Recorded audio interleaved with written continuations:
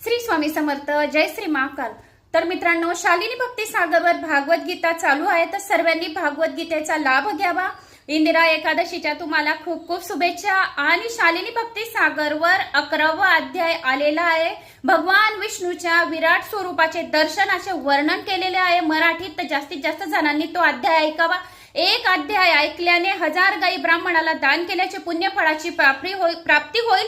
तर पितृपक्षात तुम्हाला हे दान धर्म करण्याचा योग आलाय. तर शालिनी भक्ती सागर या चॅनलला जाऊन तुम्ही तो अध्याय ऐकावा. भागवत गीता संपूर्ण दिलेली आहे, तर त्या अध्यायाचे पारायण करा आणि पितृदोष कसाही असो तर तो पितृदोष दूर करून घ्यावा.